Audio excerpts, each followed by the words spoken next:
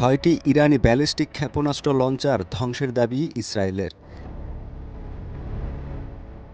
Israeli সামরিক বাহিনী বলছে তাদের বিমানবাহিনী রাতভর হামলা চালিয়ে 6টি ইরানি ব্যালিস্টিক ক্ষেপণাস্ত্র লঞ্চার ধ্বংস করেছে। ক্ষেপণাস্ত্রগুলো ইসরায়েলি ভূখণ্ডের দিকে ছোড়ার আগেই সেগুলোকে ধ্বংস করা হয়েছে। ইসরায়েলি সেনাবাহিনী আরও দাবি করেছে তারা ইরানের 3টি অত্যাধুনিক প্রতিরক্ষা ব্যবস্থা ধ্বংস করেছে। এদিকে ইরানে মার্কিন ও ইসরায়েলি হামলায় ৩,৬৪৩ বেসামরিক স্থাপনা ক্ষতিগ্রস্ত হয়েছে বলে জানিয়েছে রেড ক্রিসেন্ট। ইরানে যুক্তরাষ্ট্র ও ইসরায়েলের হামলায় ৩,০৯০টি বসতঘরসহ মোট ৩,৬৪৩টি বেসামরিক স্থাপনা ক্ষতিগ্রস্ত হয়েছে। ইরানি রেড ক্রিসেন্ট সোসাইটির প্রেসিডেন্ট পীর হোসেন কলিবান্ধ এ তথ্য জানিয়েছেন। কলিবান্ধ আরও জানান, ঘরবাড়ি ছাড়াও ৫২৮টি বাণিজ্যিক ও সেবাকেন্দ্র, ১৪টি চিকিৎসা কেন্দ্র বা ঔষধ কারখানা এবং রেড ক্রিসেন্টের ৯টি স্থাপনা এই হামলায় ক্ষতিগ্রস্ত হয়েছে। কলিবান্ধ উল্লেখ করেন, হামলার লক্ষ্যবস্তুর বেশিরভাগই ছিল ঘনবসতিপূর্ণ আবাসিক এলাকা। এছাড়াও রাতভর ড্রোন ও ক্ষেপণাস্ত্র হামলা প্রতিহতের দাবি সৌদি আরবের।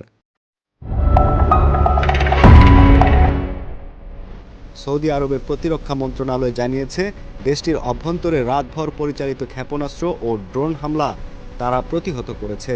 এক্সে প্রকাশিত একাধিক আপডেটে মন্ত্রণালয় বলছে, রাজধানী রিয়াদের দক্ষিণ পূর্বে অবস্থিত আল খারুজ শহরের কাছে একটি ক্রুজ ক্ষেপণাস্ত্র আটকানো ও ধ্বংস করা হয়েছে। শেষ 1 ঘণ্টায় তারা আরও জানিয়েছে যে রাজধানীর আশপাশে বেশ কয়েকটি ড্রোন ভূপাতিত করা হয়েছে। এছাড়াও হামলার ভয়ের মাঝেও ফ্লাইট চালু করেছে উপসাগরীয় বিমান সংস্থাগুলো। মধ্যপ্রাচ্যে ক্ষেপণাস্ত্র হামলার অনিশ্চয়তা এখনও পুরোপুরি কাটেনি। তবু পরিস্থিতির মধ্যেই ধীরে ধীরে আকাশপথ চালু করার চেষ্টা করছে উপসাগরীয় বড় বিমান সংস্থাগুলো। এই পরিস্থিতিতেই সংযুক্ত আরব আমিরাতের 2টি প্রধান এয়ারলাইন্স এমিরেটস, ইতিহাদ এয়ারওয়েজ সীমিত পরিসরে আন্তর্জাতিক ফ্লাইট চালুর ঘোষণা দিয়েছে।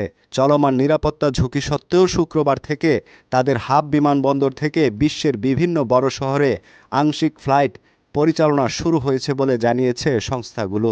ইতিহাদ এয়ারওয়েজ জানিয়েছে তারা 19 মার্চ পর্যন্ত একটি সীমিত ফ্লাইট সূচি পরিচালনা করবে। এই সূচির আওতায় আবুধাবি থেকে London, Paris, Delhi, new York, Toronto, Tel Aviv সহ প্রায় 70টি গন্তব্যে যাতায়াত করা হবে। অন্যদিকে এমিরেটস জানিয়েছে পরবর্তী নির্দেশ না দেওয়া পর্যন্ত তারা সীমিত পরিসরে আন্তর্জাতিক ফ্লাইট চালু রাখবে।